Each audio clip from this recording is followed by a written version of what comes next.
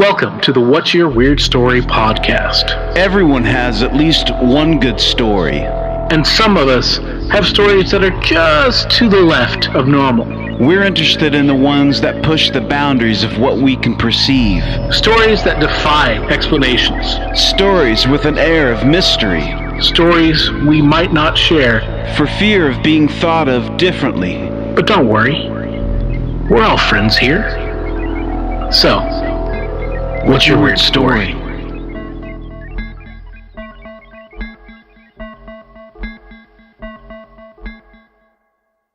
Hello, Weirdsville. Is that good enough? That's good. Hello, Barry. I'm working on it. It's a work in progress. You think I'm getting there? I mean, you think I'm getting close? Well, close enough. Okay. You know, good enough for the girls I go with. Hey, as Mr. Mays used to always say. A zinga! let's oh, dude, we're in it. We're in it. Okay. We are in it. Oh, we're in it. Yeah, we're in it. Yes. All right, Weirdsville, we're here. We are here, and it's a new year, my friend. It's a new year. Right. Yep. That is right. 2020, man. Did you have a good one? Good one? Yeah. Yeah. It's nothing special, really, but that's okay. I mean, it was relaxed. It was fun. Nothing's changed. No. It's just, we're 7 days in, 5 days in. Yeah. It's been a week. Right. So, yeah. We did pre-record this, so something big did happen. We're going to be scrapping this and come back. Absolutely. Yeah. Update for sure. Hey, you're listening to the What's Your Weird Story podcast. What's your weird story intro? Yes, the intro. Yeah, not necessarily the podcast. A weird intro at that, my friend. Yeah. So, hey, I'm Adam Beebe. I'm Barry Johnston. So we had a it's been a crazy couple of weeks. We've been in the Christmas, we did the New Year's. Everything is good. We're looking forward to this year and interviews, people coming on the show. We got some good ones coming up. Oh man. I mean, yeah, we do. We really do. We got some spooky shit coming. Yeah. We got some just unbelievable stuff coming. We've got so much lined up for you guys. It's going to be a good year. It's going to be a good year for the podcast. Yeah. The year might be, tumultuous for everything else, but we got the podcast. It's going to be good. Yes. Good year. It's going all to around. Yes. Just it's going to be. So. We're putting the positive vibes out there, man. That's right. Yes. So, Speaking of awesome episodes, we've got a great guest. She surprised us, man. Yes. She indeed. Big time. She got in touch with us. She wanted to come on. She said, "I've got some weird stuff. I live in a house right now that is like pretty haunted." So this is like, I'm so excited because this is now been a few people that are living in real-time scenarios. Yeah. That's pretty cool. It's pretty cool. Yeah. Bree found us. She contacted us through Facebook, and she's friends with one of our more recent guests, Coda. They know each other, and man, these are the stories that you hear about on, like your Ghost Bros. Yeah. And, you hear about on the Travel Channel. Right. I live in a haunted house. I don't know if that's a TV show. I'm sure there's been something, but this is legit. This is freaky stuff. This is fantastic. And we loved every minute of it, man. As she's telling these stories, I'm just like, you can hear me a little bit in the podcast. I'm like, be careful. What are you doing? Yeah. And I would like to still say that. Please be careful. If you're involved in something like this, like you're going to hear, just take caution is all I'm going to say. Mm-hmm. I'd rather heed on the side of caution. Yeah. Yeah.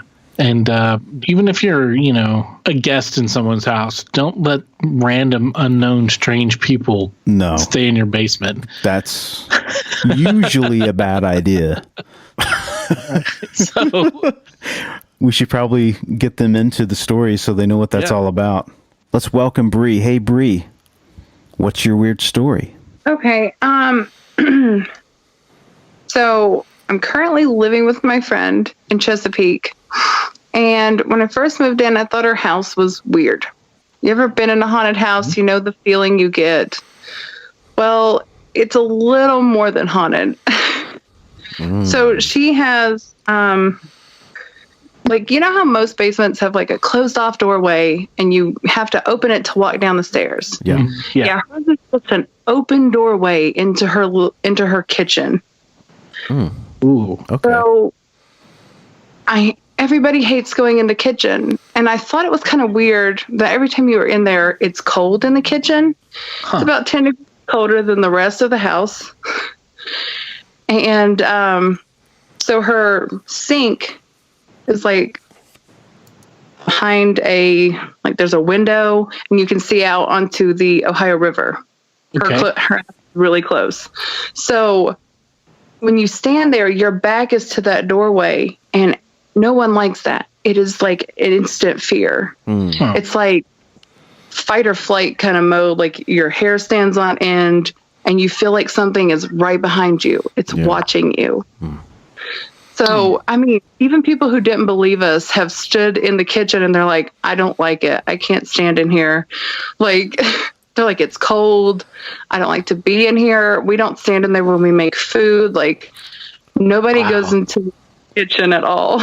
It's really strange because the kitchen is typically the most active room in the house, because that's, I mean, beyond the fact that you're food prep and everything, but that's usually where everybody gathers. If you go to a party, I mean, half the time you're there, you always end up in the kitchen having the best conversations, and you know, typically. But I mean, it's just, that's like the heart. You know, the kitchen is really like the heart of a living space, and your heart. Not your heart, but your friend's heart. Your house heart is cold.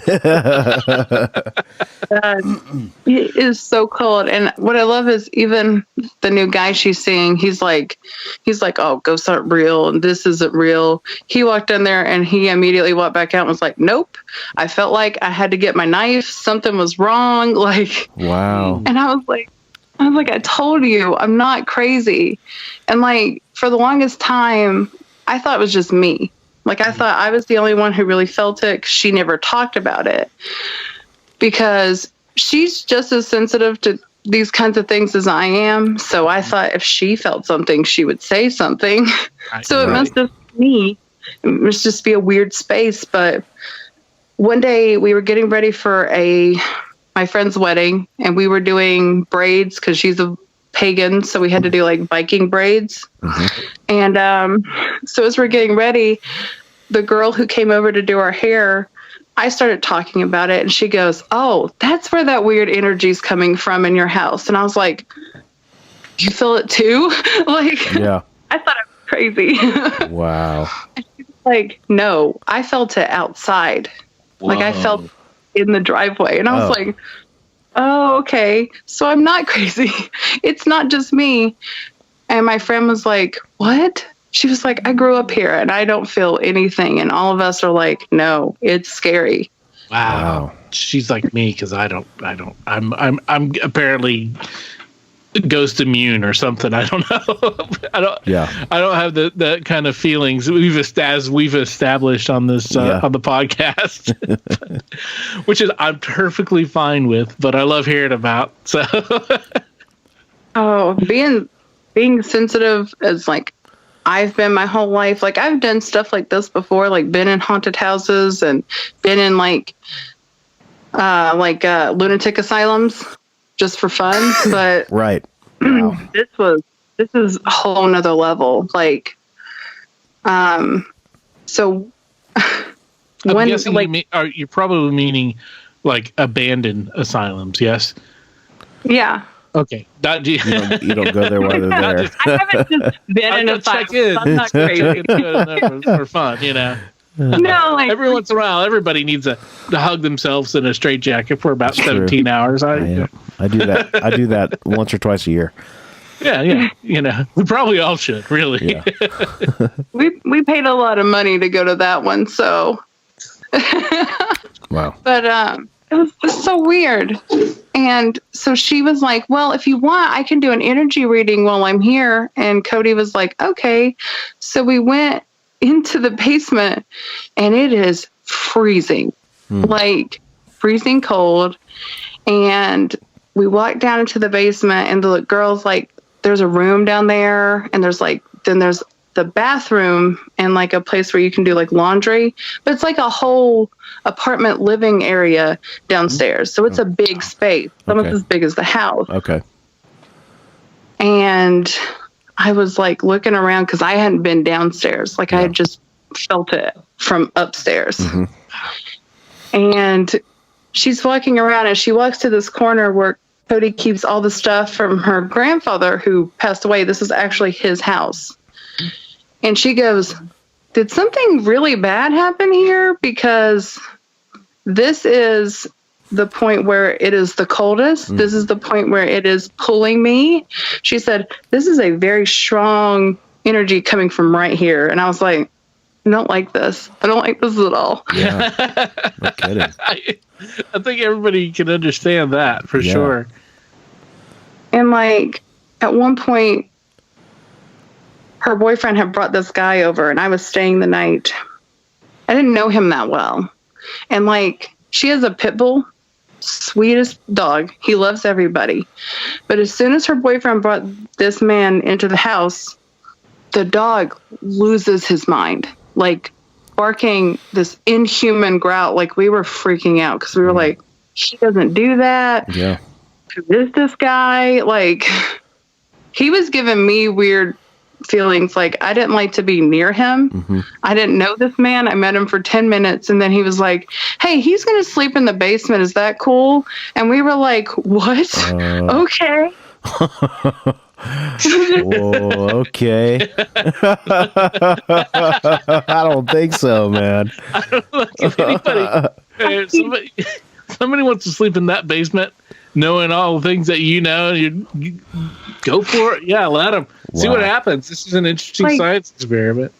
So we were like, okay, yeah, he can sleep down there, because I was sleeping in the living room, and I was like, he's definitely not sleeping in here with me. Like, I don't know him, and I don't feel comfortable with that. So they went to bed, and he was downstairs. Now there is like no TV, nothing in the basement. So I thought it was really weird when all of a sudden I could hear music playing really loudly, and then there was like lots of like noise, like screaming, chanting, something coming from the basement. And I was like, what is happening? So I don't know what he has done, because I've been all over the basement now. And there is absolutely no way he could have made that level of noise with just a telephone. Like, there's no way. He had nothing else but his cell phone and a charger. Well, what did he survive the night? I mean, did he spend it the whole night down there? I mean, when I woke up the next morning, he was standing on the back porch, just staring out over the Ohio River, just standing there frozen. I stood up to like change my shirt, and I looked, and I was like, he's on the back porch. Like, it made me uncomfortable, because this man I didn't know walked past me in my sleep to get outside. And I was just standing there like catatonic. And I was like, what is going on right now? Like, who is this person?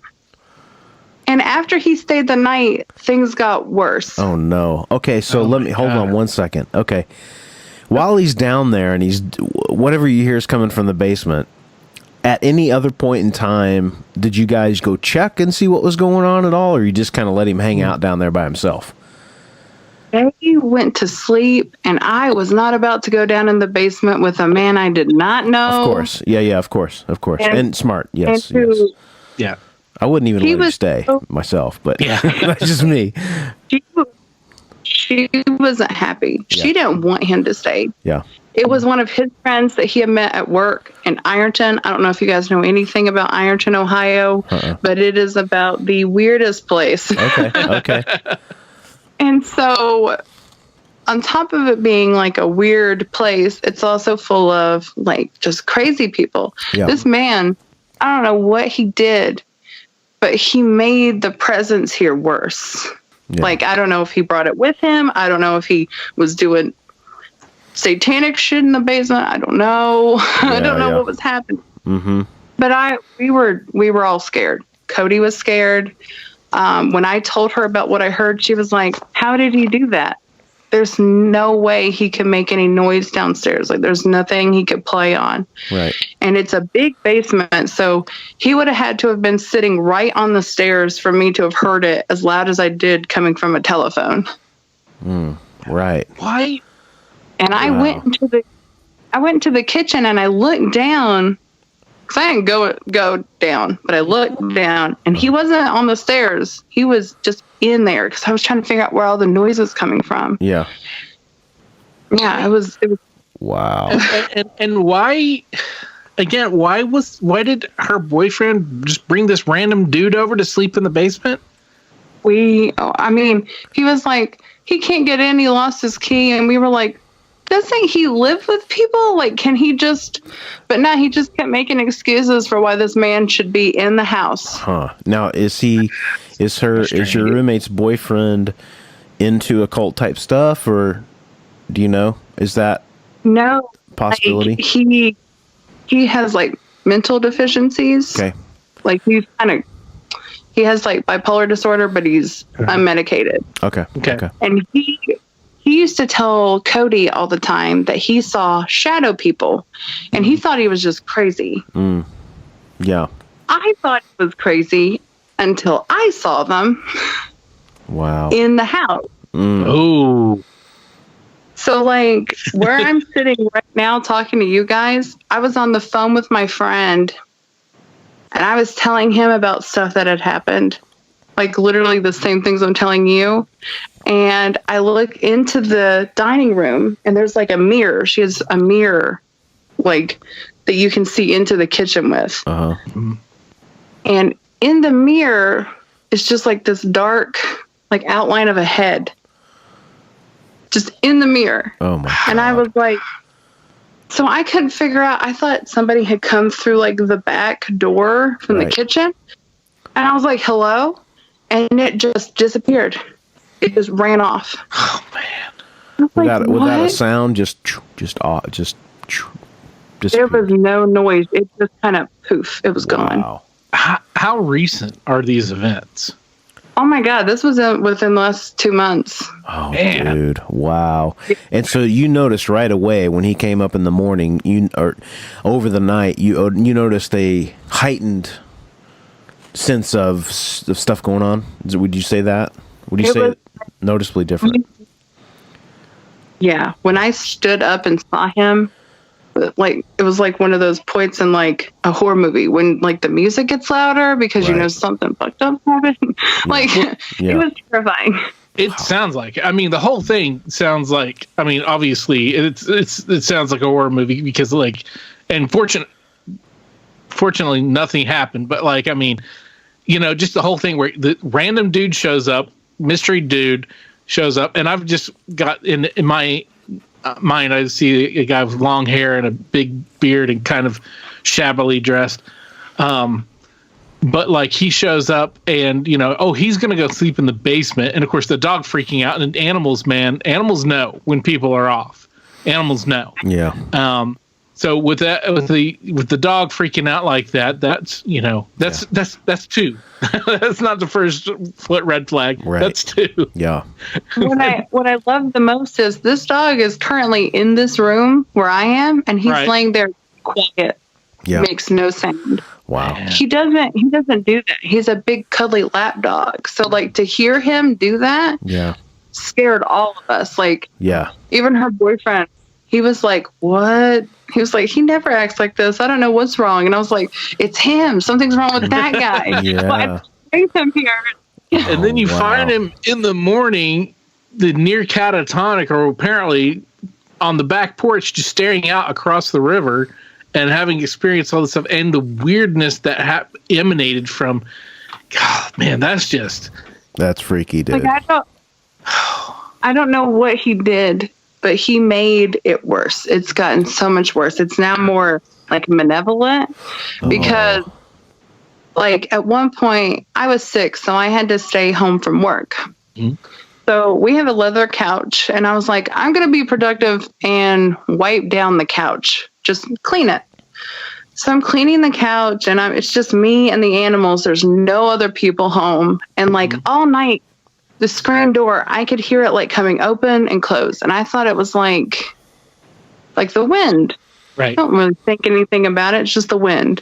Well, I had a bucket of water I was using. I was going to go change out the water. And as I have my back to the room, about to walk into the bathroom, I just hear a little voice go, hello?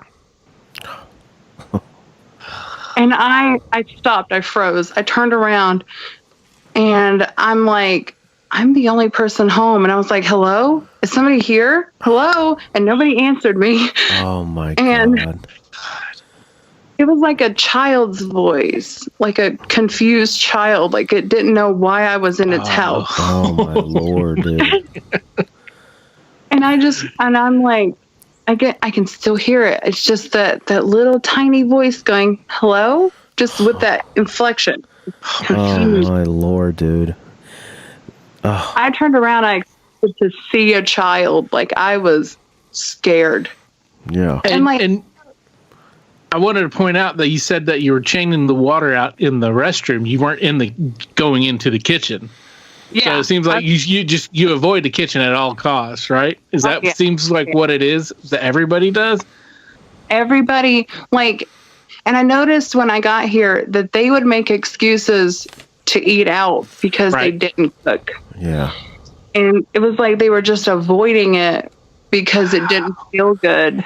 God. And instead of addressing why it didn't feel good, they were just avoiding it altogether. Right. Wow. That's freaky. That is. Yeah. That's weird. I guess that's kind of a defense mode of where, let's ignore as much of it as we can. Yeah. And try to put together some kind of a normal thing to go along. It makes you think about how often we do that without even thinking about it. Mm-hmm. We've talked before. I've been in places where I don't feel good. I don't feel comfortable. Mm-hmm. But it's like I don't know if it's my mind telling me that, it's the 5-year-old inside of me saying, "Get the hell out of there." You know what I mean? Or what? Or if it's real, if there's something there. But I've had that feeling before, and it's not comfortable. That's crazy. Golly. A disembodied voice, it freaks me out anyway. That's one of the more scary things that I can think of. I don't like that, especially a child's voice. No, thank you. Yeah. Yeah. And I was Look into the creepiest. I mean, I was just like, because I know that they can come in through the garage that's off the side of the kitchen. So I'm texting her. I'm like, are you home? Did you come in? Are you in the house? Like, are you here? Yeah. And she was like, no, I fell asleep. I'm on my way home because she had gone to do laundry at one of our friends' houses because our washer stopped working. And it's in the basement. Yeah, it just stopped working. And this was after we had decided to start actively kind of pushing it away. Yeah. So we have like white candles, and we do like the chants, and we're like, you can't be in this room with me. I'm in this room. I'm like things like that. So after we started kind of like pushing against it, it started to kind of fight back. Oh boy. Yeah. So now, like, I don't know how your washer works, but the washer lid has to lock before it will start. Okay. And now, instead of it locking, it'll just click, click, click, click, click, and then stop. Huh. And it won't lock. And I was down, like, we were getting ready for a party, and I just hear her screaming in the basement. I didn't know what was going on, and it was because the washer had stopped working. So she was screaming at the entity in the basement. Oh my Lord. Oh my God. Like, just cussing at it, like, can't you leave me alone? Why won't my washer work? This has to be your fault. And I'm like, can you stop? Like, Wow, man, that's intense, dude. So, okay. So, I mean, I know there's more to the story, but I also want to know, just things I want to know. It's your friend's house that her grandfather lived in. So it's been in the family a while. Yeah. Yeah. Is there any history that is known to the house? Any, like, was there any tragedies, any violence, anything? Well, I mean, we looked it up, and it used to be owned by the HUD people. So the housing authority had it. Right. Nobody really owned it before that because they bought it and immediately put it in for HUD because it's across from the school. How old is So, like, that? you How old is it? I think 1960s is when it was built. Okay, cool. And it was a HUD house for like almost 30 years. Wow. But I mean, with HUD comes, I mean, just straggling strangers. They said that like 72 families lived here at that time. Oh my Lord. No wonder Because there's stuff going on there. Kid. Yeah. There's And with yeah. HUD, they try to like move you around a lot. So they help you get jobs and they help you get this and that. And they, you know, so they move people in and out really quickly in HUD. And unless they're, you know, a mother and a child and that's it, they're just a single family. But big families get different kinds of privileges. It's weird. Okay. So we don't know if there were any deaths here. We know that her grandfather didn't die here. I would say if you got over 70 some families living there, a death probably occurred somewhere sometime. Or they brought some weird shit with them. Some kind of violence, some kind of abuse, some kind of, you know, I mean, terrible things. But I mean, yeah, those are, you know, they're not exclusive. I'm not trying to say that they're exclusive to, you know, poverty or anything like that, but that's definitely, you know, I mean, those are problems that are definitely within, you know, the community. Of, absolutely, you know, man. Well, that. you So know, just, mental issues, like you were talking before about the guy that came in with mental issues. You know, there's a whole thing about people that have mental problems that can connect with that kind of stuff, and it's like, yeah, man, there's no. There can be like antennas or something. I guess. Yeah, I don't know. yeah. Like entities gravitate towards people who are mentally insufficient and children, which mess with us a lot because she has a 6-year-old son and he lives here with us. Oh, how's that? And he's super sensitive. Wow. Like, so, I mean, so far nothing has affected him as far as we know, but there's a story about that, but I'll get to that. Okay. Let's see, where were we? After I know we've got a lot to unravel here. It's just, you know, we're just sorry. like, we want to know it all right now. This is interesting. I totally understand. Because it's so weird because other places I've been like this didn't feel like this. And many times, it's not really, it's not like. I'm sorry. We've only really, oh, no, you're good. We've only talked to, I think maybe one other person, Adam. You have to tell me if I'm wrong, but that if it's actively living in this kind of a situation, we had Ori. I don't know who else, but yeah, we're the current. I guess currently living would be in. It's rare. A haunted house or whatever. I mean, because Emily had, and you know, she has had experiences where she. With haunted houses. That's true. The haunted apartment that I lived in after her that didn't experience anything in, but there's been a couple anyway. You know, yeah. We've had a couple that have lived, but like, you're the only second person who's like currently living with weirdness or high strangeness, whatever. Which we appreciate. We appreciate it. Yeah. We're enjoying it on behalf of ourselves, and I'm sorry that we. It's one of those things where, like, I don't know how I'd react if I was in your situation, but that you'll come on the show and talk about this stuff. Thank you for doing that. We love you for it. Thank you. Thank you. Thank you. Yeah. Oh, you guys are welcome. I mean, it's fun to talk about. Plus, I've noticed that when we talk about it, stuff happens. Mm-hmm. All right. So be careful. Definitely watching for something to happen. I mean, all of a sudden, out of nowhere, we have this ungodly gnat infestation. I mean, it came out of nowhere, and there are so many, and I have no idea where they came from. Wow. And so That's Amityville shit. Oh right my there, god, you know? yeah, dude. Oh, Although man. that was, Amityville was proven to be a hoax, but still, just that whole thing, everything was that compiled. I mean, the Yeah. people that hoaxed it knew what they were doing to hoax it, and that is one of those things where you get gnats and fly infestations like that. That's oh man, that's Food rots real fast, like really fast. wow. Well, you would think that being it's so cold in the kitchen that it wouldn't be a problem. It would stay a little bit longer, but Maybe not. But I mean, like, we put stuff in the fridge and it'll be bad the next day. Oh my like, god. Really? that's it's not normal for it to happen. Right. no, not As at a all. who works in a food department where people call me and talk about food, I could tell you that you'll have a little bit before it'll get mold on it, but some of this stuff will have it like next day. Fresh fruit is gone. Wow. We have to get prepackaged food if we're going to pack our food. Usually something high in a hydrogenated oil, so it's all terrible for you. Right. But tasty. Oh yeah. I think I've spent more money eating out, staying here than I have anywhere else. Man. Because we don't want to go in the kitchen. We don't want to spend any extended amount of time there. Damn.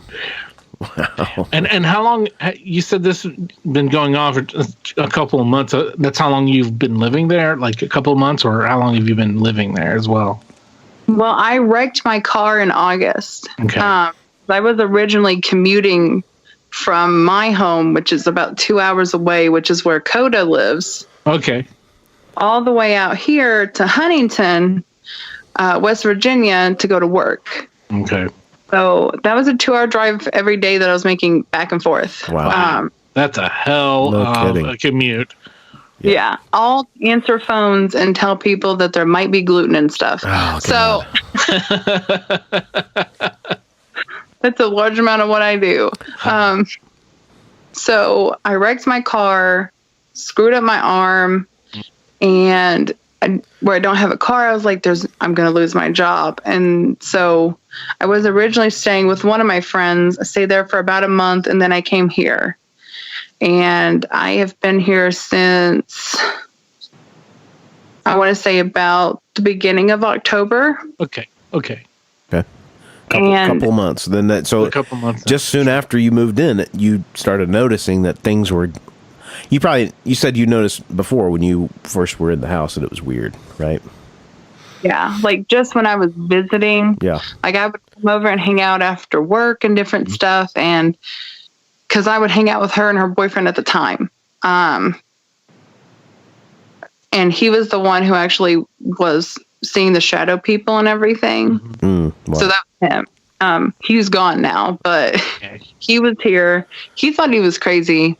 Everybody thought he was crazy. Yeah. I no longer think he was crazy. I think he just was seeing stuff. Right. He was And he tuned in didn't differently. understand.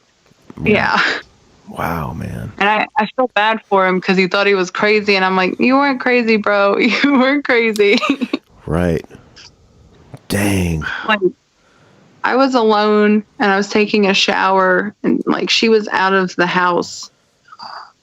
And I was reaching out to grab my phone because I got a text message. And when I did, in the mirror, I saw like the corner of like one of the shadow people. Yikes. And Ah. I immediately just threw the curtain open and I pushed my back against the wall and I said, get out of here, get out of here. And it just poof, it just vanishes. Like they don't move. They just kind of vanish. Wow. And so they just kind of appear. They just appear and then gone. I don't know if they appear. It's like they're watching us. Oh, okay.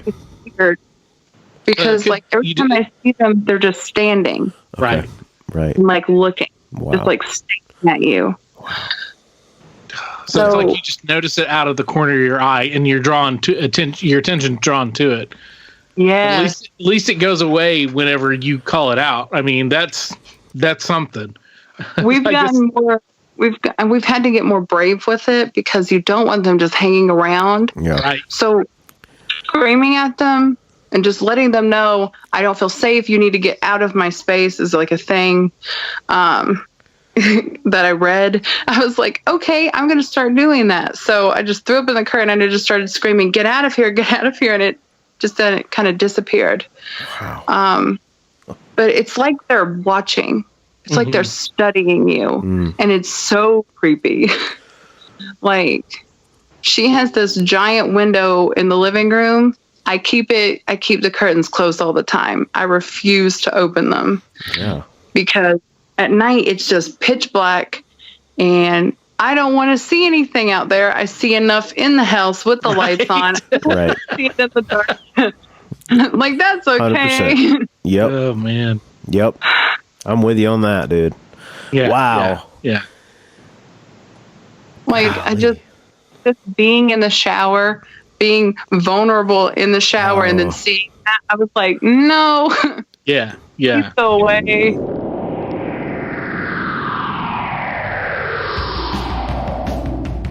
And the girl, the babysitter girl, she picked up the phone and there was a policeman on the other side. And he said, we've tracked the phone call and it's coming from inside the house. Whoa. Yeah, dude. I love those urban legend stories. Dude, I do too. And you remember the one where the girl, it's always the babysitter or it's the kids making out in Lover's Lane, but there's the one with the girl comes up and she finds the kids are watching TV and she turns them around and their face has SpaghettiOs. Oh, man. Or the Hook guy. Remember the Hook guy? The hook was hanging from the rear view mirror. Yeah. So if you got a story that is similar to any of those awesome urban legends, we want to hear it. Because, you know, those urban legends, man, they started off as somebody's true life weird story. It's got to be true somewhere. So let me ask you this. You know, I know that the kitchen was one of the hot spots you said that when you first came in. Now, after the guy left the basement, did it spread more, do you think, throughout the house? Or what do you think on that? I mean, Blake had told us stories about seeing the shadow people in the hallway by the bathroom. And he had seen them when he was sitting on the couch, like just because the living room is really long. So like in the living room with him. So I don't think it was that they spread more. I think they just got more bold. Right. So it's more like intense. They'll show themselves a lot more now. Right. But they're still just kind of like walking around. Right. They're always here. Golly. And it's so creepy because the animals respond to it. Wow. Because like usually when I come in the house, the dogs will bark. There are two dogs. There's a pit bull and then a little tiny like teacup dog. And then we have a cat. So I came home one day after I dropped Cody off at work and I drove her car because I needed to take her car to get an oil change. So, and I also used to go into work like 4 hours after her. So I would come home and take a nap and then go to work. I came home 3 times that day. The first time I came home, the animals were kind of like whining. I thought they wanted to go out, but they were whining and they weren't looking at me. They were looking into the kitchen. And I was like, what's wrong? And they were just kind of whining and they didn't want to look anywhere. They just looked down. And I was like, okay. I thought they were hungry. But their food's not in the kitchen. We don't keep the food for them in the kitchen. It's literally like right next to them. But I thought that they were whining because they wanted Cody. They get mad when it's just me here because I'm allergic to the big dog. So he stays in his kennel. And the other little dog, he doesn't like me. So he just runs around. And I was like, okay. So I came in, I grabbed my wallet, I left. I came back and they didn't make any noise. They were just sitting and staring dead face into the kitchen, both of them. Oh my God. Oh, God. And like, I was like, guys, hello? I like waved my hand in front of him. The big dog, he usually like gets up. He'll start moving. He'll start trying to lick me. Different things like that. He didn't move. He was just stuck, just standing on all fours, staring, eyes wide. His pupils were enlarged. Wow. And he's just staring into the kitchen. And the little dog is standing next to his kennel doing the same thing. Oh man, I'm getting goosebumps. Now imagine being here alone that day. So I had to get my charger.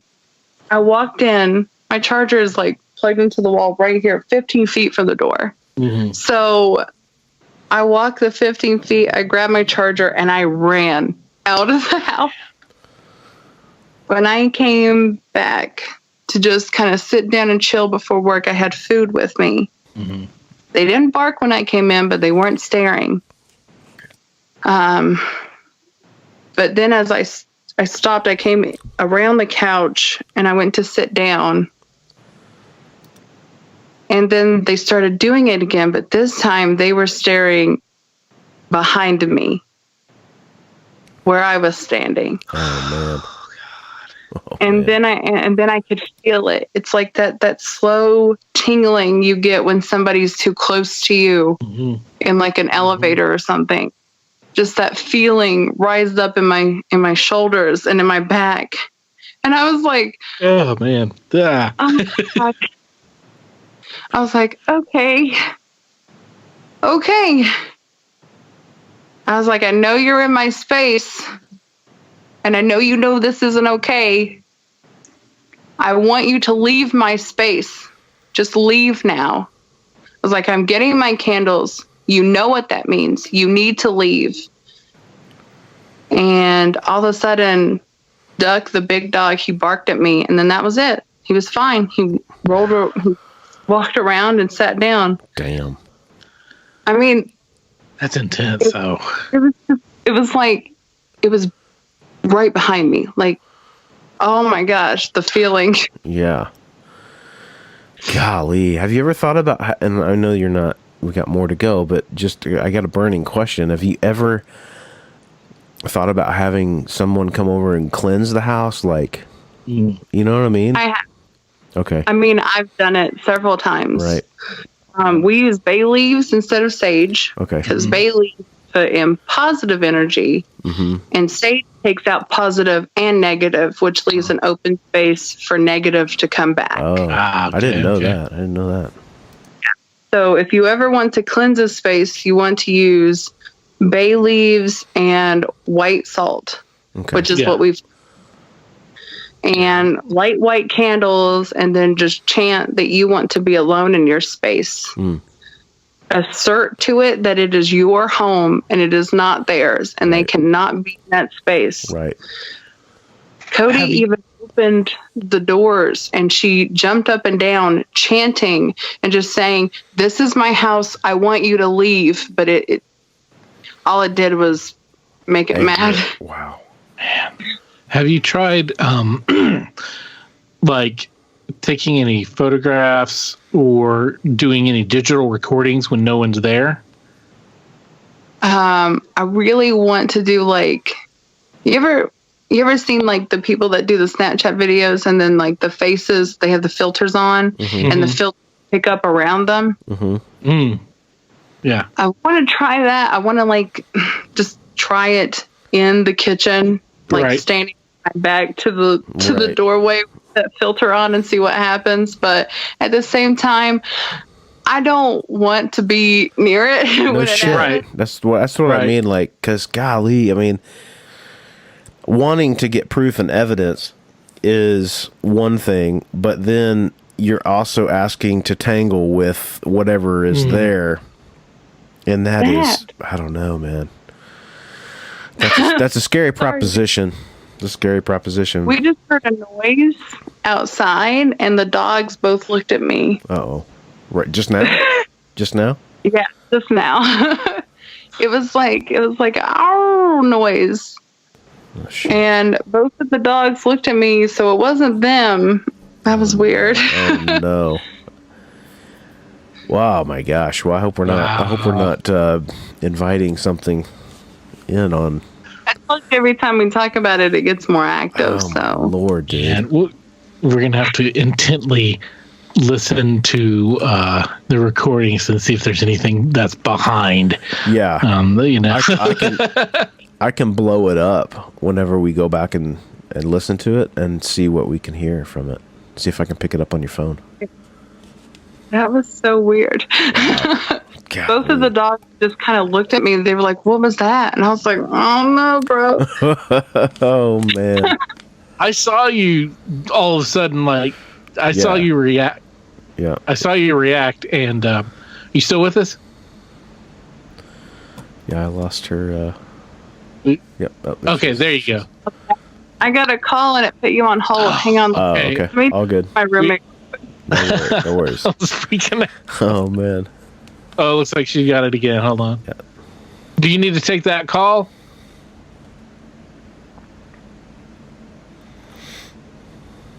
I'm telling her I'm on the phone. Okay. It was just really weird that occurred as we were talking about the other thing that just happened. Yeah, man. I thought you got And talking snatched. Yeah. Yeah, I immediately was like, it went off and I was like, "Oh no, what's happening?" Is it me? She's texting me and I'm trying to figure out why. She probably needs me to get something because she doesn't get off till like 8:30. Oh. She also doesn't know I'm doing this. Oh, okay. So I couldn't figure out a good way to tell her. So I'm going to just wait till it comes out and be like, "Hey, Hey, did an listen." interview about cows." She's gonna be. Oh well, great. Now everybody knows. Well, you haven't used her name and you haven't said, the yeah, address of the house or anything right, like that. Right. I mean, she wouldn't mind. She loves it. She loves it when we tell the stories. I just figured she would want to be here for it, and our schedules conflict a lot. Well, hey because man, we can get her on too. Yeah. Yeah. Yeah. Tell her we'll definitely We'll follow if she wants to get on and tell her side, because I'm sure she's got a whole lot more as well living there. He hasn't noticed it at all, except for she's been having really bad dreams, and that's another thing. I've been having really bad dreams. So, like, I don't like to be in the basement. I don't like to think about it, anything. And yet, I've been having dreams about me being in the basement. Just being there, like not doing anything, just being in the basement. And then I was at work and I had this overwhelming urge to like come home and go to the basement. Oh my God. And did you? No. Thank God. I knew what it was. It's like a calling. It's like it's trying to pull me in, and I was like, no, it's not gonna happen. Oh, that's so freaky, man. That's freaky. Yeah. I told my friend, and she was like, "You didn't go in the basement, right?" And I was like, "Of course not." She Hell goes, no. "Good, 'cause that's terrifying." And like, we have friends who have experience with this, so we've talked to all of them. And one night I was at Walmart having a conversation, not even at the house. And my friend's girlfriend heard in the background of my call a man going, hey, I'm talking to you. Hey, I know you can hear me. Answer me. She's going to get hurt. That's all it said. Whoa. She's going to get hurt. Wow. And so about 1 a.m., they called me and she was crying. And she was like, please don't try to do anything with it. It's going to hurt you.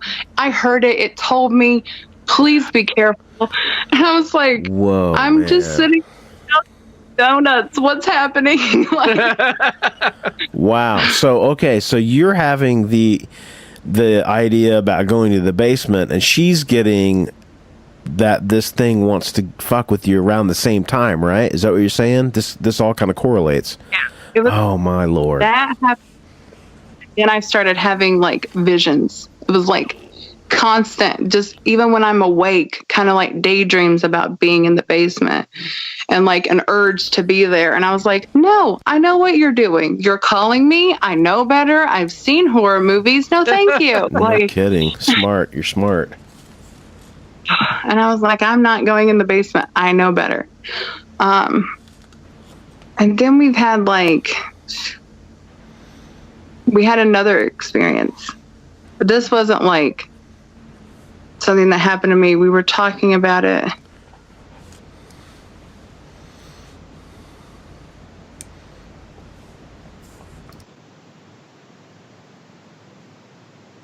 Sorry, she texted me. All good. No worries. If I hadn't noticed that your eyes were moving, yeah, because I could tell you, okay, she's reading a text. That's what it was. It came up real big on the screen, and I was like, she has a lot to say right now. And I was like, crap, I thought I could read it really fast, and I couldn't. Just tell me to bring her kid some clothes, because he's staying at grandma's tonight. Nice. So, man, what was I? Okay, so I really am just so curious to if somebody to do a digital recording or something, and it may turn out to be nothing, but who knows what would happen. I mean, that's just like, again, that's I don't think that's terribly poking the hornet's nest, but it might be a little bit of a poking of the hornet's that's nest. what I'm saying. I don't know if I'd want to be anywhere near that. That's why I asked if you had anybody come in to do the thing on the house, because you're so close to it. You're so close to the thing, and it intimidates you. It knows you. You know what I mean? Like, I would be like, I'm going to get somebody in here, dude, that doesn't have anything to do with this thing. They can get in here and freaking get rid of it. Well, we tried contacting the church. We tried contacting them, and we were trying to get we were like, can we get some holy water? Can you tell us what to say? Something. And then they were like, well, are you baptized? And she's not. Catholic. And she was like, well, no, and they immediately go, well, that's your problem. Right. And we were like, it's the Catholics, right? The entity in the house. Yeah. Can we just focus? Right. I was going to say, that's a little disappointing. Because sometimes you go, well, it's so strange because the Catholic Church, sometimes they won't even recognize that these things happened. There are certain sects of the Catholics that perform exorcism, things like that, but some of them flat out deny it. And the fact that they even kind of didn't deny it, but the fact that they sort of said, well, okay, we kind of believe what you're saying. But it's crappy to leave somebody hanging out there like that and not give them any help. Yeah. And then that's not very Christian.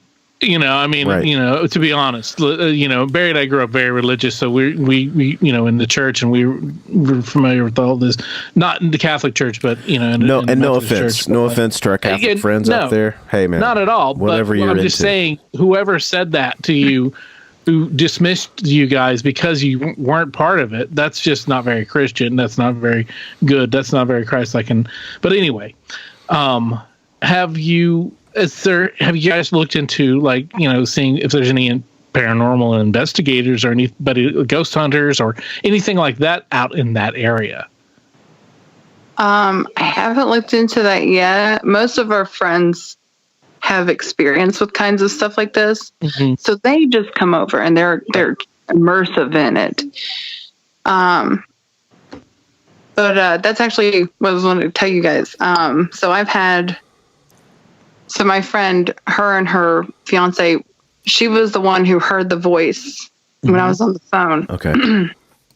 She had a dream that a man about 28 years old who was going to get into a car accident. She just kept thinking it was the person in the house. But then the next thing we know, Cody's cousin gets into a car accident. He's 28 years old. Oh. And I was like, this is so creepy. Whoa. And she got the message from the thing in the house. Wow. It told her dream that this was going to happen to her cousin before it happened. She thought it was telling her who it was and what it was. Right. But instead it was giving her prophetic information. Oh my Lord. That's a whole other. Yeah, that's man. a whole other. I mean, that's insane. That's Like, Yeah. I wouldn't have believed it had she not told me. But I was like, she told me about this 2 weeks before this incident even happened. Wow. Now that. Golly, man. There's a And lot then- in that. We were talking on the phone to her when she told us this, and we're sitting there, and we had gone to get pizza earlier that night, and we opened it up, and I kept going, the pizza stinks. It smells really bad. And her and her son were both like, what are you talking about? It smells fine. It doesn't smell bad. I was like, it smells like trash. It smells like garbage in my face right now. And I couldn't understand it. When we were talking to her, she said, have you guys smelled any weird, like crazy, just awful smells, like rotting? And I was like, oh my God, I thought it was the pizza. And Cody started shaking. She was like, oh my God, it was in your face in front of my child. Like, Whoa. Oh my God. Wow. and I was like, I thought it was the pizza. It was not the pizza. It was that thing. Oh man. And she said, wait, you've seen it and smelled it? She said, that's two things. And she was like, you've seen it multiple times. She's like, it is going to latch on to you. Like, Yeah, man. because they have like certain things that they do before they can attach themselves to you. That's what and now I'm worries me. Yeah. Now I'm having dreams, and I'm like, this is weird. I was Yeah. like, but You need to take this very seriously. I mean, Yeah, I hate to be that person, man, but like, you know, we've heard some crazy stories on this show, but this is I think this is no turning back time for you. Like, Yeah, this is Spookyville, and this is like super scary. because those entities, they can drive you nuts, like like her boyfriend, you know, like you're talking about with him.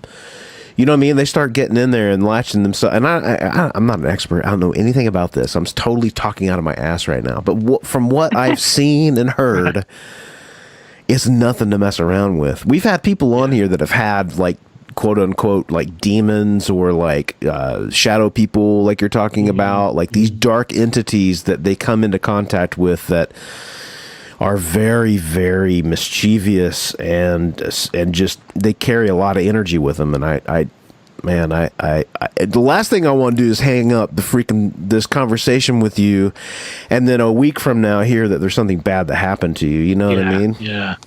Golly, man. and the weird part is when she first moved in, now this was like a year ago. This is before I ever came here. She was in the basement, like doing laundry, you know, just moved in, still had boxes everywhere. She heard a loud knocking at the door. She thought it was like somebody at the front door. So she comes up the stairs and she opens the door and nobody's there. Then she hears a loud knocking at what she thought was the back door. So she walks back into the kitchen. There's nothing there. And she said it continued to go from bedroom to bedroom, door to door, the garage door, everything, for like 5 hours. She sat on the God. and was just holding her ears because it was just pounding in different places, just loudly. Oh man. And this was when she first moved in. And the thing that gets us is it acts like a child. Right. Like a child running around playing games. That's Yeah. what gets us. So like stuff will fall down and nobody will be in the room. And it's like, you know, oops, I knocked something over, you know, like, and then I heard the voice. And then our friends came over, and her husband he's like me. He's really sensitive. He was like, I've heard so many stories. I have to be in the basement. So this was a couple of days ago. This was like last week. Oh shit. Wow. And I said, if you guys will come with me and make sure that nothing happens and I'm not alone, I will take you into the basement. You're crazy, man. You're crazy. Golly. And they were like, okay, we'll be there the whole time. They never left my side. We didn't go anywhere alone. And I just said, okay. So I took them down into the basement. His wife is like, no. she stood in the kitchen and did like the kitchen thing that we do with people. And she was like, I can't even stand here for a full minute. I don't even like it. What's the kitchen thing that you do? Where we let people stand in front of the sink and see if they feel it. Oh, Okay, shit. okay. And so her husband said, he said, I feel it, but it's not, he said, it's not super strong here. And she goes, I can feel it out here before I even get into the kitchen. She can feel it. And so they were like, we have to see the basement. We have to go down. So I took them down. Oh my God. And we're standing there and we walk over to the corner where the girl pointed out. And I said, sorry, Kat's trying to get into the bedroom. He just hits doors until somebody opens them. Or 5 So- hours. So Yeah, 5 hours. a cat will do that though, but that's definitely not what happened. Oh no, this was not like super loud, loud. like hand. Yeah. And this was before the cat even came to the house because Wow. she hadn't brought the animals over yet. Yeah. Because I had asked her that too. I was like, are you sure it wasn't this? And she was like, I'm sure. Oh man. Okay. But Okay, so like, you're taking your friends into the basement. yeah, we went into the basement and he stood there and he was like, no, he said, I need to leave here because if I don't leave here, I will want to stay. Oh no. And I said, okay, I mean, we can go back upstairs. He goes, yeah, let's go right now. And his wife is like, come on. She's like jerking him up the stairs. She's like, let's get out of here. Wow. She did not want to be there at all.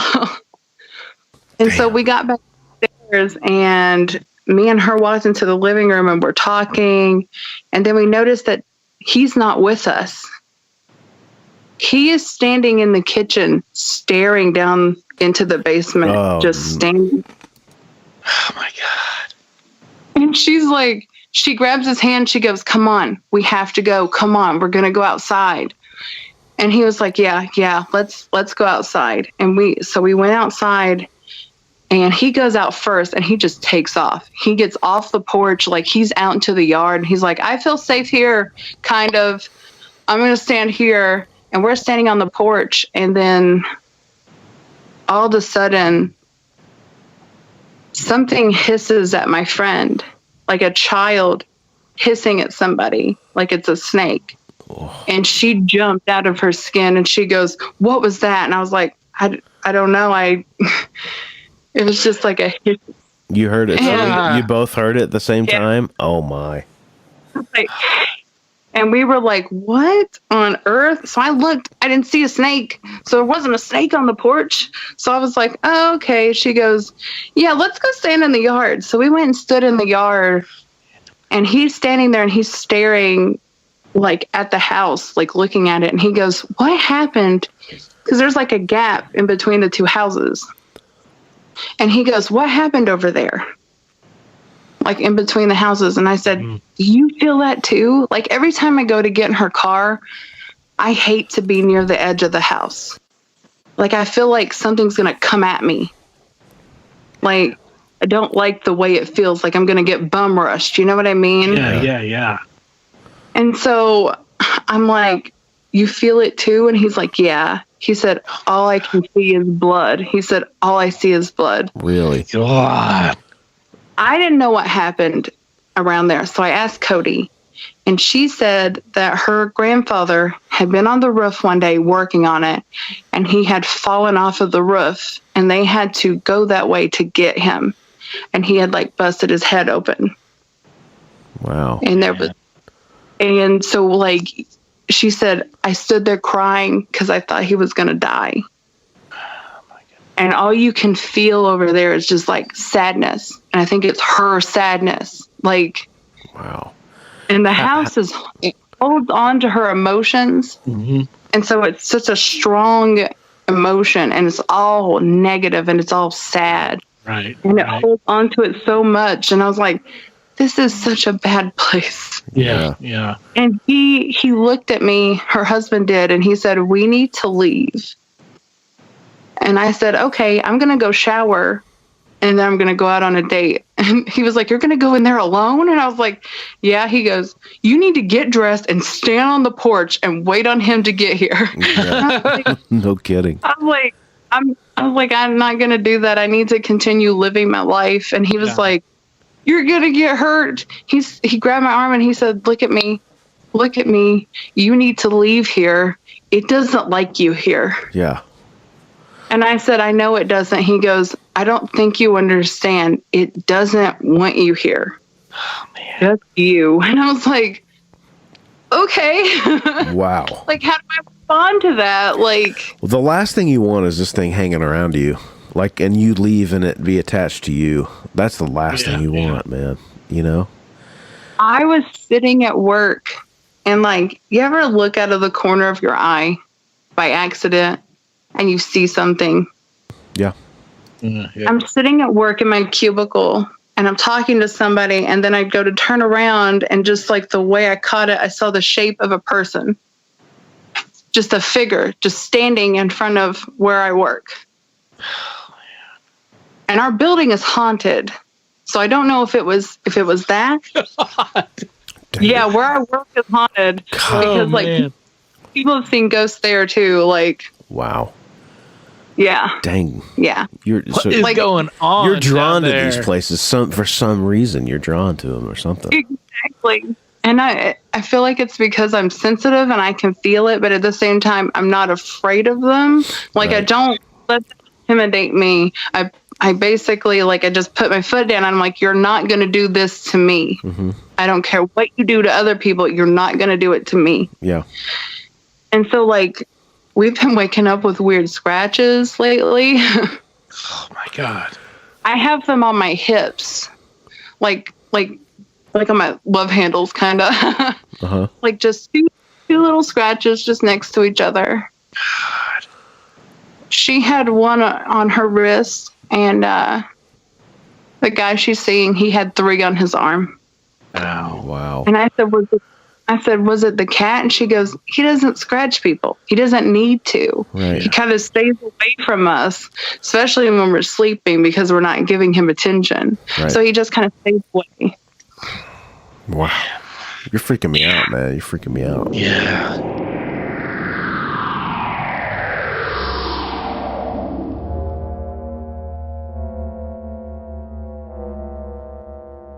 Barry, what do you think that people find the most far-fetched? Ghost stories or aliens as being the more unbelievable? I would say aliens. You know, I would agree with that probably too, because I think with ghosts, there's a part of the belief system that is abound throughout the world, and we want to have some kind of assurance of some form of life after death. Mm-hmm. Whereas with aliens, it's unknown for sure. It's completely unknown. We have only our imagination. We don't have a lot of universal stories that we agree upon that these things exist, maybe. To believe in aliens is to believe that we are not the sole existence of this world, which goes against a lot of belief systems. It definitely does. But you know, the great thing about what we're doing here is we are open to all your stories about ghosts or aliens or anything in between or anything outside of. We're not here to judge. We're here to just talk and to share. And we don't want you to think you're crazy because you're not.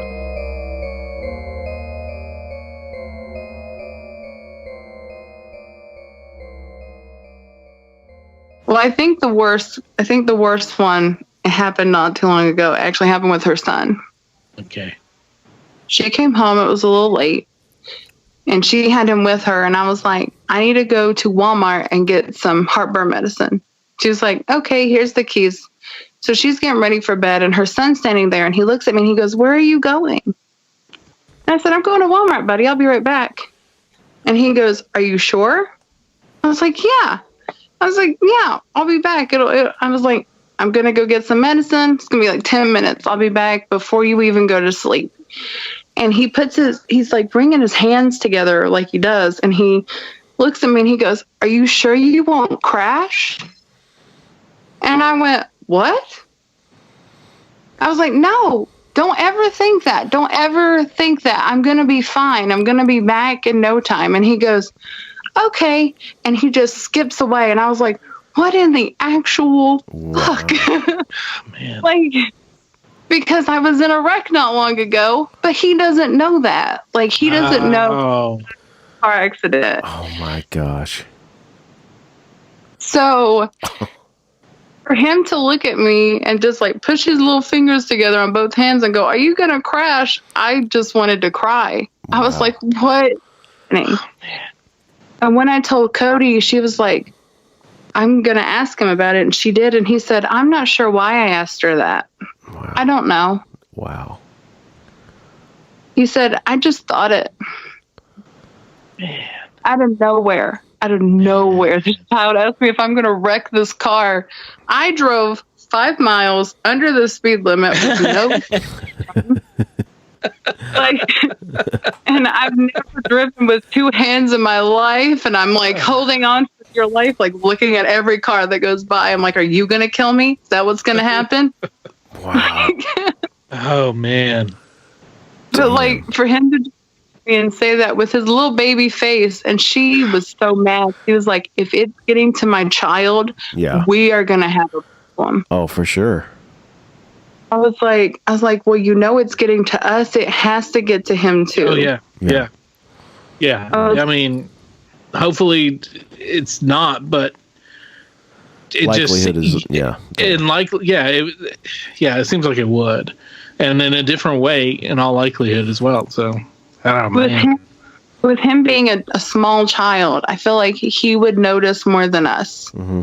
Because he's more sensitive at his age to like psychic energies and different things. So, but he may also not know any different. Right. He may not think it's that weird. of the world being that this is weird, that these are things that are happening and it's weird. So yeah. Wow. And like he whines. He doesn't want to make his own food. He doesn't want to go into the kitchen when she makes his his lunch box. He just waits in the living room with me and she'll bring it out to him.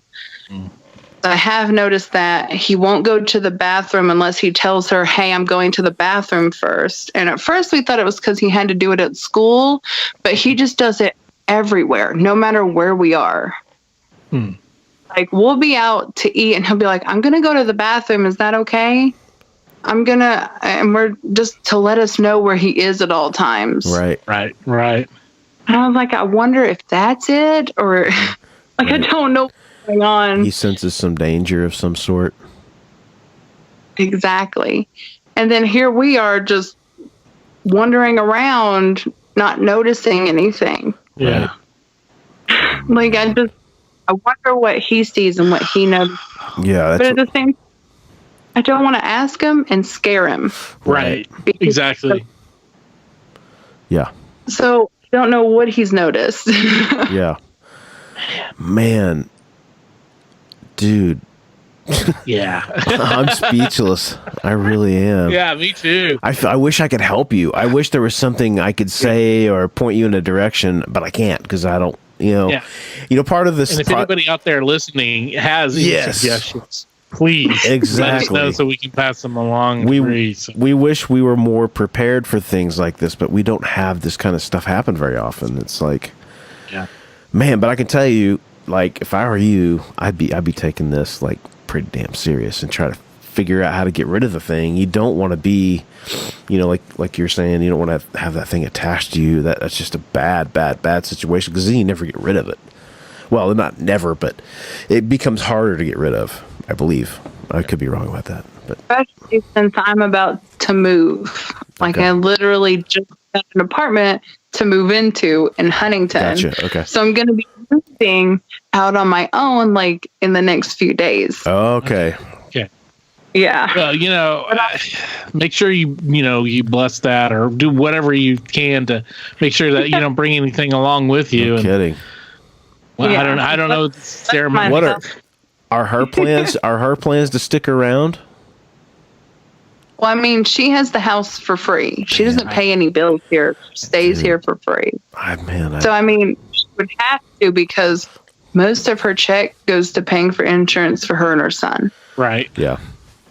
She doesn't really have money to live in another place. Yeah. And it's just Well, him. I'd love to talk to her because I think we would find if we probed a little bit that she's aware of more than what she lets on. I think, and that's speculation clearly on my point, but I'd be worried about leaving her and that little boy with it. Also, is just not a good situation. I don't know if there's they have other people like shamans and stuff that drive spirits away too, right? Don't they? Yeah. Don't they? Yeah. I don't know. Well, look, you probably go to any. I mean, you could probably go to another denomination of a church, and if you want to go that route, and hopefully they'll be more receptive to help you, or at least point something on. Maybe a non-denominational, because I remember my brother was active in a non-denominational church, and they were very, speaking in tongues and active in the spirit and all that stuff. So maybe that might be a route she would want to explore, but I don't know, man. Just whatever you can do to combat it, to get rid of it, Yeah. She, for a while, it was kind of quiet. Right. For just a little bit. It wasn't very long. It was about 2 weeks. She said, well, we left it alone and it stopped. And I said, no, you left it alone and it stopped for you. It has gotten to the point where I sleep here. I don't sleep. Wow. I woke up at 3 a.m. Oh, dude. Yeah. I woke up at 3 in the morning. That Grudge commercial was on the television. And I'm laying on the couch and I'm like, you know what? Just take me, because I don't want to even look up right now. Yeah, you freaked out. I'm sure. Oh man. God. And I mean, I don't know what wakes me up, but I just wake up. Yeah. And it'll be like a flick and I'm on and I'm looking around. There's no one here. Mm-hmm. Cat's not near me, dog's not making any noise, and I can sleep through anything, so I don't know what wakes me up. Yeah. It happens every night. 3 a.m. I'm awake. No matter what time I've gone to sleep, I'm awake by 3 a.m. That's something that also you hear a lot with people who are living in a situation like this, that there will be a specific time that, they will wake up every night at a certain time. Right. Not knowing. So it's exactly like that. Of course, 3 o'clock is, that's the witching hour, so. It is not lost on me, because I wake up and I'm I immediately look at my phone and I'm like, well, it's 3 in the morning again. Yeah. And I'll just sit up and I'll just start talking. Oh my God. Damn. Because I'm like, what do you want? Are you going to talk to me? Are you going to tell me what's happening? I'm telling you, you need to try and put some digital recorder, some kind of recording device, and see if anything happens with that. What I'm really if you're brave enough to do that. I don't know if I would be, to be honest. No way. You're crazy, I'm really scared man. of it. I do sleep talking too, so I've freaked people out with it before. Yeah. And I could only imagine what I would say in this case. You should get one of those apps. There are apps that will record you when you sleep. So if you start talking in your sleep or doing anything like that. Yeah. And they have that. So it just, and apparently they work really good. And I read something in the news or some kind of article about how the majority of people who downloaded this one particular app were women, because they wanted to hear, if they talked in their sleep or anything like that. But the majority of things that were recorded during the night, instead of these women talking, was them farting. So I was going to say, I'll wake up in the middle of the night, but it's usually my wife punching me because I'm snoring. Oh, man. And then I'll just wake up. I have sleep apnea, so I stopped breathing. Uh-huh. Which I used to be engaged to a shaman, and he actually passed away. He got hit by a car, and he died. Sorry to hear that. That's another thing that my friend thought was weird. 'Cause she was like, he's with you. And at first I thought she meant the entity in the house was with me. No, she's talking about my fiance. She was like, he's with you. He's protecting you. He's the reason that it watches you. Right. Because it knows he's there. And I was like, yeah. So it could be that because you're there, because she wasn't having a big problem with it aside from the cold areas, right? It could be because you're there and he's with you that there's a giant spiritual territorial pissing contest going on there between him and whatever is there, and I don't know, man. That's just, yeah. That's a wild hypothesis, but it's as good as any at this point, And it is, it's just, it creeps me out because I was like, no, he's moved on. I literally, after he died, I had a dream. He came to me. He didn't say anything, but he hugged me and I knew. Okay. I knew he was crossing over. I knew this was time. And ever since then, I've had lots of friends who have passed and I always have dreams about them too. Right. I had a friend recently die and I had a dream. I saw him on the street and I was like, Brian, is that you? And he goes, yeah. And I was like, are you dead? And he goes, yeah, sweetheart. And I was like, oh, okay. Just whatever. All right. So I just keep waiting for something to happen. I just keep waiting for it to tell me something. Yeah. But it seems to want to tell other people things. And ever since this has happened, Cody had a satanic Bible that she kept at her desk at work. She would read it and stuff. And mostly to make people that we work with uncomfortable, we're in the Bible Belt. So, hey, I know what that's like. Yeah. So my friend, the one I told you about, the one whose wife was having prophetic dreams because of the ghost or whatever it is, telling her things in her sleep. Mm-hmm. She took this book home. Now, it's winter here, so it's freezing cold. She woke up the other morning and went to get in her car, and she found a robin's egg. A whole fine robin's egg, just regular. She took it inside, and it's still alive. Wow. No, it is Really? not time to lay eggs at all. No. They're weird. That's a spring thing, man. I believe. I don't know if they lay twice a year or more than that, but I know I see them in the springtime a lot around here. Spring, because why would you want to have something in the cold when you're migrating? Right. Yeah. Exactly. Yeah. So their bodies don't do that. They don't do that. Yeah, that's highly unusual. Yeah. And then she noticed that her lilies are outside her house, have bloomed completely, but are frozen.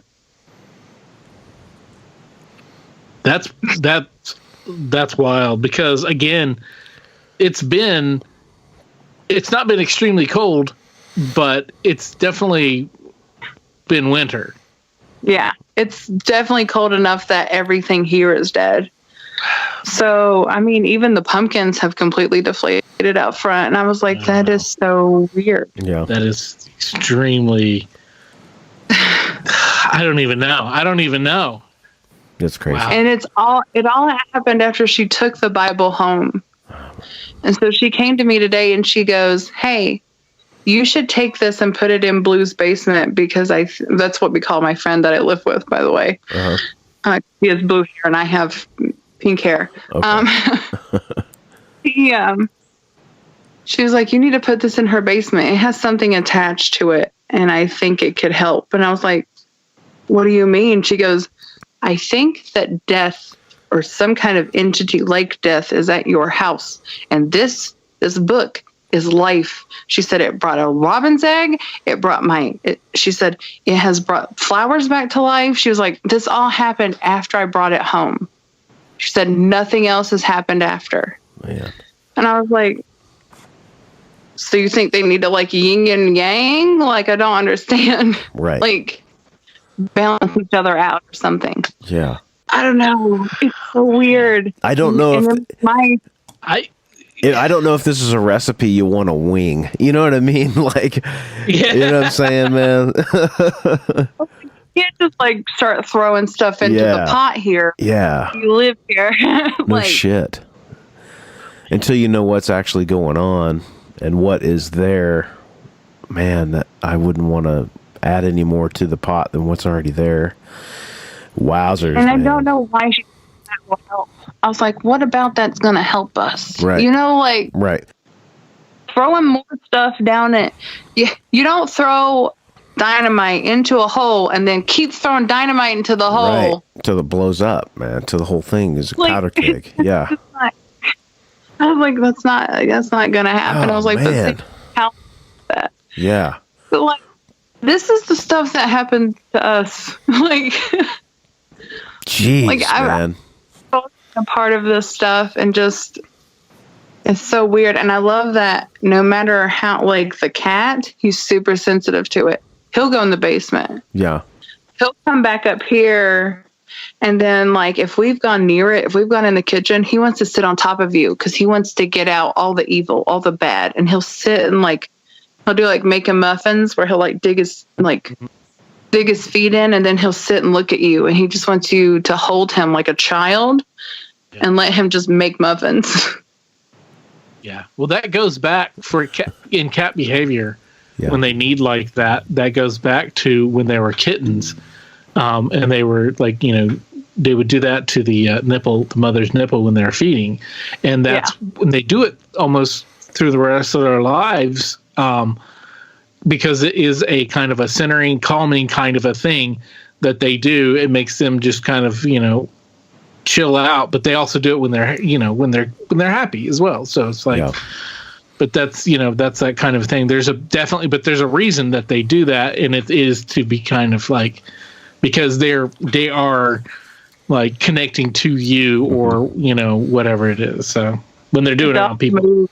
And I jumped. I was like, he just made a loud noise and I was like, oh no, but I'm okay. I just keep waiting for something to happen because usually by now something's fallen. Dude, you got to be proactive with this thing. I really feel that way. I don't fuck with this thing, man. Don't mess with it. I'm a chicken shit too, so take that for what it's worth. But I mean, like, she wanted to get a Ouija board and talk to it, and I said, oh my god! And I said, absolutely not. Oh. I was like, Ouija boards are big open voids. I don't care what anyone says. Yeah. I know that it says ages 8 and up, because let children summon demons. But I'm like, listen, it is an open portal. Yeah. And the only thing that can happen when you have an open portal is things are going to come through it. Right. Yeah. I was like, you already have a portal in the basement that is leaking shadow people into your home. We're definitely not going to get this other thing and go, hey, shadow people, can we get more of you in here? Like, yeah. How many ghosts can we fit in this bad boy? Let's not find out. Yes. I just wonder if there's been any kind of like, if there was any crime or any murder that was reported, in that happened there. I wonder if there's, We how you looked through would find out. public records as we could. Yeah. And we didn't find anything. See, Chesapeake is still called a village. It's not even called a town. Right. It's a very small little village. Yeah. And it's like one road between South Point, Ohio and Proctorville. That's it. It's just one road. And it's the speed limit's 35 and everyone hates it. Right. So, I mean, there's not a lot that happens here. The HUD people, the only reason they had so many families was because they were coming from Huntington across the bridge, because we're right down the road from the bridge, not even a mile. Right. So those people were coming here, but commuting them across the bridge for work was like too much. So that's why they kept switching families in and out. So we couldn't find a record of anyone owning the house until her neighbor, because originally her grandfather lived next door and her neighbor lived here. Well, after her grandmother died about 10 years ago, her grandfather sold his neighbor the house he was living in because it was too big, and he bought this one from him. Okay. Huh. So Cody lived here when she was a teenager because she switched schools and she came to live with him. So she went from it was a school in Barboursville. She went from there to here and went to Chesapeake. And so she's lived in this house on and off for over a decade. Okay. Because then she moved out, she got married, she had her kid. Her kid is 6. Okay. She's 26. Wow. Yeah. So, I mean, she was 16 when she originally moved here and lived here with him. Uh-huh. And so she said this is all new to her, but I think it happened in her grieving because she moved in right after her grandfather died. Mm-hmm. So it had to have came in her grieving. Right. And it just attached itself to her sadness. Yeah. And I think that's what it's done. And since she's had a lot of painful things happen to her lately, I understand it's just kept feeding off of it. Right. Right. So, and then I come in and I'm like, there's no reason to be sad. And then I, helped her with that guy. He was here. He's gone now. Yeah. Her boyfriend at the time, he's gone. So that's really helped. You're a good friend. But it just, You're a good friend to do sure. that. You really are. I mean, this is the thing about, when people are in the depths of sort of sadness and they're mourning the loss of somebody special. It sounds like he was a very special person to her. They need people that love them in order to help them, direct them, and put them in a direction that is positive. And especially, it sounds like if there's an entity there that's sucking off of that, it's like feeding off of that that negative energy. You got to be more positive than the negative, and that it sounds probably easier than what it actually is, but it sounds like it is growing in its in its size Boldness. or your boldness. Yeah. And it scares the fuck out of me. I'm sorry.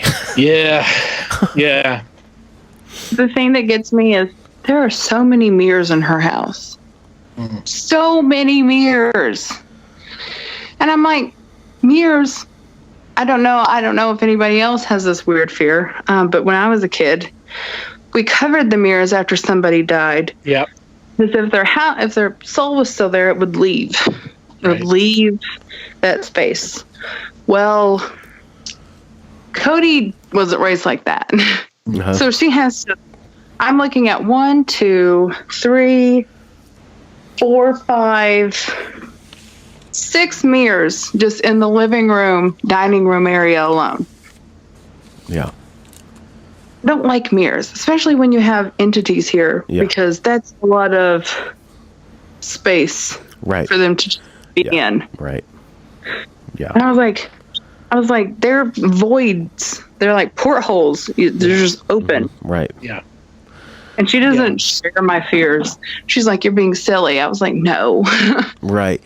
If it doesn't Like, affect her, that's one thing. But if it's affecting her child and you're getting the sense that is going on, then that's a whole different thing. And you're going to leave, So it's like, I hope she doesn't ignore that. If that's, if that's the key, the case. But Or, and it could be that once you leave, that whatever is causing the ruckus is just settles down, and it's fine with. It could be that it's fine with them, and it was for whatever reason. Right, not it hates you. Cool with you, yeah. And right. It didn't like her boyfriend either because he saw the shadow people. Right. But it And does then sound like the knocking, and that knocking, that's Right. scary. So God dang. that seems But I a think- bit aggressive to be Yeah. just more than, hey, I'm here. How you doing? Right. their cat came up to kitty. say, Nice. Well, you thoroughly scared the shit out of both of us, I think. Well done. Well done, man. Golly, you're so much braver than me, man. I'd be out of there, dude. I would be. yeah. I don't know. I don't think I could deal with it. I think I would just freak I don't even know if I'm even susceptible to stuff like that, but if I am susceptible to stuff like that, I'd be out of there. I mean, 100% if you guys want to drive over anytime. I know you Adam, you're closest. Yeah. Hey, Barry, you come up, man. We'll make a road trip out of it, man. Okay. We'll drive down there. We could go and do then we'll go and we'll drop in some audio, some recording equipment. We could do some EVP sessions and then we will get the fuck out of the house and leave. And no no shit, man. Oh wow. You guys can stand in the kitchen. Oh, I'm standing here in the looking into the kitchen, and I can just feel the cold from here. Oh. Like it's cold. If we if we happen to come into contact with somebody that can help you more than we can, we will certainly put them on your trail. Because I feel terrible that I can't do more than just listen. Well, I mean, I take a little bit of comfort in knowing that you are going to be leaving, and I'm hoping that nothing goes along with you that you didn't bring in, or and that everything is all cool in the gang, and that your new place will be fine. But I'm just gonna. That's how I'm gonna see it's gonna happen, and everything's gonna be. Everyone will live happily ever after. Yeah. Right. Oh man, easy for you to say, dude. Yeah. Well, we know that I am pretty much established, pretty much 100% oblivious to anything like that, because like one of our very early guests lived in a haunted apartment, and I moved in after. She left because it was scared her so badly, and I moved in afterwards, and nothing, didn't notice anything, just completely whatever. It was just an apartment. So yeah. And she's had a lot of experiences, so it was me. That was it wasn't her. That was and the girl that lived next to us also, boy, she saw a bunch of stuff too, Rosa, and we talked to her. Man, that's another one. So crazy. I think it's super cool. I know that other people are like, but it's scary, and I'm like, well, yeah, it's scary, but at the same time, there's a reason that it happens. There's a reason you see them. That's a reason that you're feeling them. They want to make their presence known, and I feel like until it got a hold of Desiree, which is my friend's fiance, until it got in contact with her, it didn't have an outlet to put these things out. It's weird that it told her about a car accident 2 weeks before it happened. That got me to my core. Right. I think that might have been just kind of like flexing, its muscles or whatever. But I don't know, man. I don't know what to tell you. It's like it does seem like it's something that needs to be processed some way or another. If they, especially if they're uncomfortable with living with it. If they're fine living with it, then by all means, that's their choice. But that just seems like it could lead to bad things, And I mean, I'm no expert by any means. We just, we here to watch, we researched this kind of as a, spectator, as watching TV shows and listening to podcasts and talking to people firsthand, stuff like that. That's about, the extent of our, knowledge and expertise is very limited, but man, it does seem like there could be something to, if nothing else, to comfort you for attempting to do that, I guess, further. But I guess you said you had, so I don't know. It sounds bad. No matter what, it sounds bad. I mean, it's really weird either way. I just noticed that the dog has a tennis ball, and I've never seen it before. Uh-oh. Oh, no. So I was like, well, that's weird. I don't know if she bought him a tennis ball, but she hasn't been home, I don't think. You remember the movie? Sorry, the movie The Burbs? You remember when? Do you remember that movie, Adam, with Tom Hanks and Tom Hanks. And not very good, but I mean, I do remember that. Oh god, it's one of my favorite movies, dude. I love that movie, dude. It's so great. When they think that the people next door have like dead bodies buried in the basement, and then his dog comes over and he's playing catch with it. He thinks he's got the paper, you know. He thinks he's got the paper. He's been throwing. He looks down and it's a freaking bone. It's a thigh bone. It's a human. Dude. Yeah. That just reminded me of something that some friends of our family, some very good family friends where my mom lives, they live out in the country. And so they've got dogs and everything like that. And one day the guy was sitting on the dad, because his daughters are my friends and my sister friend, and the wife is one of my mom's best friends. But he was sitting out on the front porch, and I think maybe if the kids were in the front yard, I don't remember. But the dog came up and it had something in its mouth, and it looked like a deflated basketball or something. It was just this big thing in its mouth, and it came up. And so they went to look and find out, what the dog had, and it was a fucking human head. It was a skull. Whoa, really? Like legit. Whoa, and it man. was, yeah. So apparently they found out. They figured out that it was a migrant worker who had been, who went and disappeared, and I guess he was murdered or something later on. They found out that's what it was, and damn. But yeah, dude, can you just imagine? No, just imagine, dude. Oh, I don't want to. Oh man, I'll have to talk to my friend and see if we can see what she remembers from it. Yeah. Well, Bree, hey, thank you for coming on and sharing your crazy ass story, man. Yeah. I mean, and I would really love to talk to your roommate, Cody. I mean, and you shouldn't have to, but it'd be cool. Sometimes we do that where we cooperate and like get the other side of the story, and it's cool to have, Flesh it out, make it larger. So right when it comes out, maybe you can let her listen to the episode to make her feel comfortable, and then see if she wanted to. Yeah. You can let us ask her, "Hey, Cody, you want to be on What's Your Weird Story?" She would probably love it. I know Coda was so excited. He was like, "You're going to tell me about my cryptids." I've sent that episode to like 17 people. Awesome. That I know. Awesome, man. Thank you. That means, because the whole thing is word of mouth. We don't do any advertising really other than, our presence on Facebook and Instagram and all that stuff. So, and it's been really good. We've had really good feedback from people. And it's because of people like you, you're willing to share time and, you got cool stories. So we appreciate it. And cool friends, obviously, because they've, turned you on to us. And Absolutely. Coda knows all the cool stuff. So we usually, I remember being in school, everybody's like, just do what he's doing. Nice, really man. cool.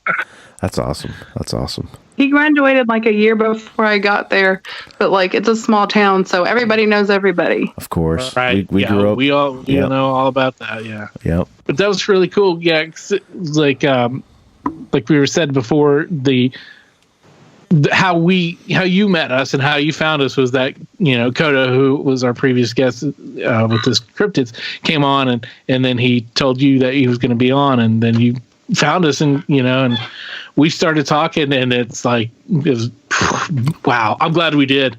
I'm glad you reached out, and this has been amazing. Yeah, I told him about it, and I was like, "Do you think they would like this?" And he goes, "Yeah, you should message them." And I was like, "Okay, cool. I'm gonna do it." Cool. Yeah, thank you for doing that. That's awesome. Sorry, I'm trying to get everything into the car because I gotta. Oh, you're good. Pick her up. You're good. We'll let you go. Hey, thank you. Yeah. Thank you, Bree, and we'll be in touch for sure. Yeah, for sure. All right. Do you guys want to see the outside of the house really quick? Sure. Oh, yeah. Let's do that. Let's. Let me see if I can get it to flip. I don't know how to flip it. Here it is. Oh, so you took a snapshot. I see that. That's what. Yeah. Sorry. Trying to click on here it is. No. Just turn it around. Turn your phone around. And maybe that'll work. I'll just do this. All right. So this is her house. This is a normal little house. Pan real slow because I think I saw a shadow in the window. Yeah, there's a lot of stuff right there. No, I'm in the kitchen. So I'm joking, but also is that the kitchen right there by the garage? Well, that's the dining room, and then you go through there to get to the kitchen. Okay. And there's a currently a Death Note flag hanging there. From the anime series, yeah. Yeah. Oh, okay. I can see the question mark pop over Barry's head. So, yeah. So they're the anime series. Thank you for clearing that up. So, yeah. We're total nerds. It's a whole thing. Cool, man. Cool. Awesome. Well, thanks again for coming on. Do keep us posted, and we'd love to have you back if there's if anything develops. So. Of course. Well, if anything happens, I'll definitely message you guys. So, like a couple of days after we spoke to Bree, I get this message on our Facebook messages. It's an audio file that she sent to us. And so if you will play that, sir. So figured I would give you guys a follow-up. Coming home today, I had to go through the garage to get into the house, and the garage door wouldn't close because something was standing there. Unfortunately, there was nothing there, and it started blinking and freaking out on me. So just a quick update. The ghost wouldn't let me close the door to the garage, and I almost cried.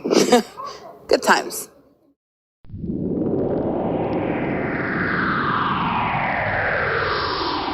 Hey, that's a nice t-shirt you got on there. Oh, thanks, dude. It's brand new. Do you like that? It's one of the official What's Your Weird Story t-shirts. Where'd you get that? It's funny that you ask. I just got it off the brand new Spreadshirt.com site for the What's Your Weird Story podcast. There's no www. You just go straight to shop.spreadshirt.com/what's without the apostrophe WHATS hyphen YER-WEIRD-STORY, and that'll take you right there. I mean, you can never own enough clothing. Well, it's true, Barry. There's t-shirts for the ladies because, they're cut differently. There's hoodies, which are really cool. There's two different kinds of hoodies, and there's also tote bags, so you can tote your stuff. That's so cool, man. So if you guys go out to spreadshirt.com, What's Your Weird Story, currently there are 2 designs, but there will be more going up very soon. So just keep your eyes out for that. And if you decide to get one of our shirts, tag yourself on Instagram to ours or Facebook. Show your love. Show us what you got. Let's see your true colors.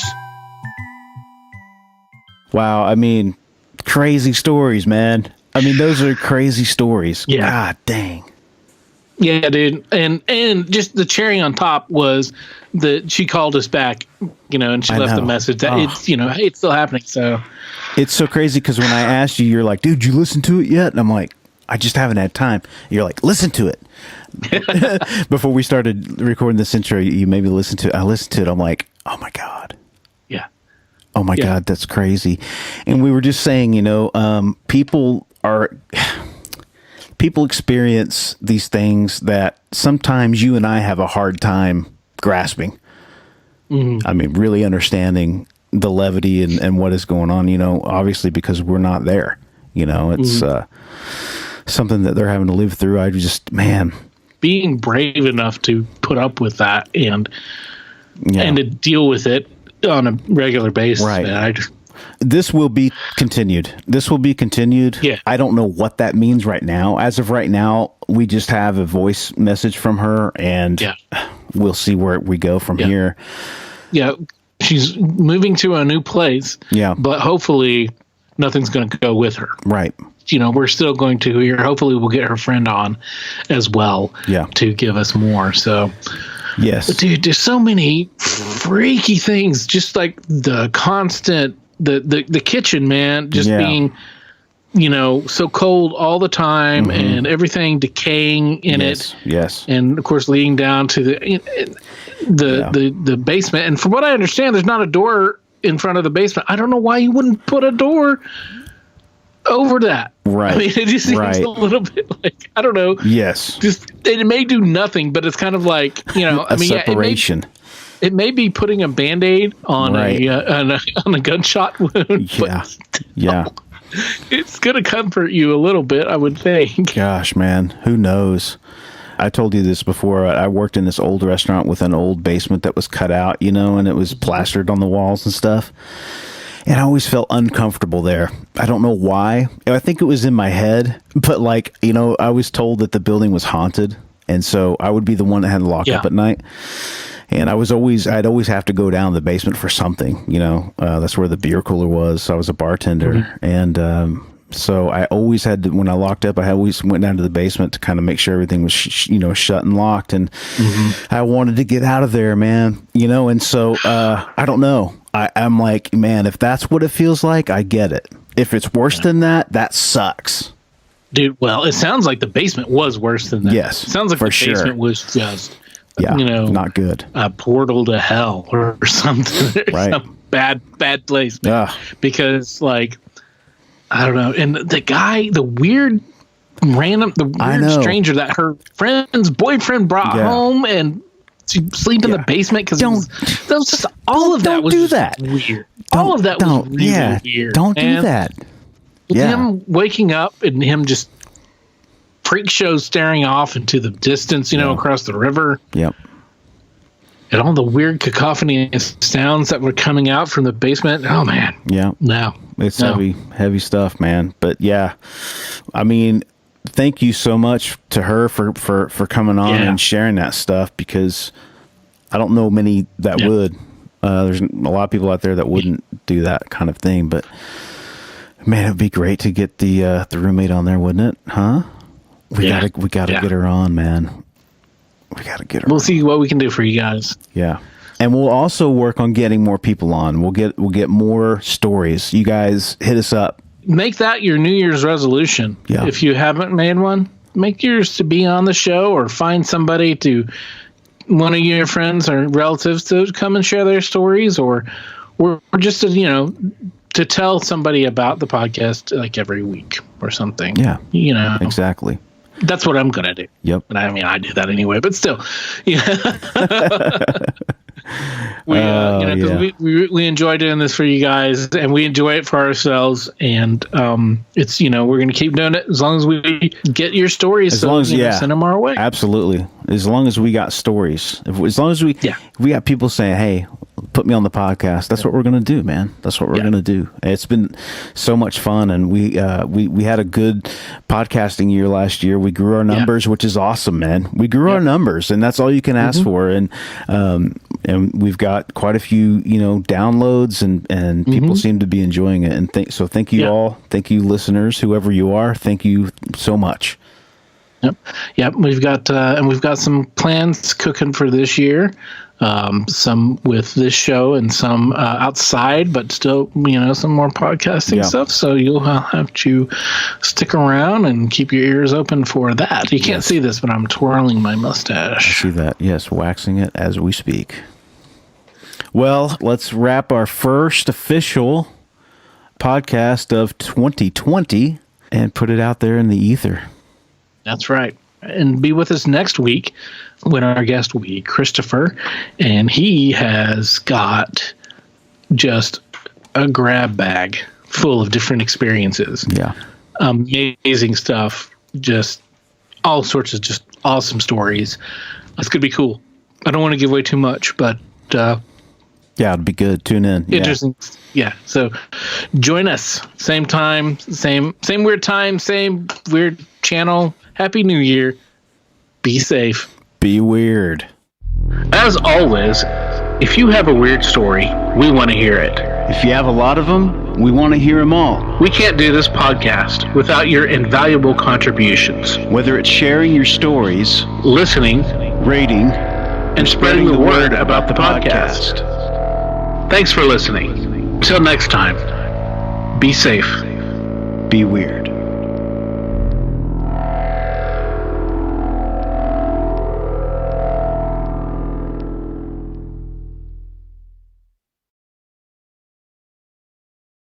The stories presented on the What's Your Weird Story podcast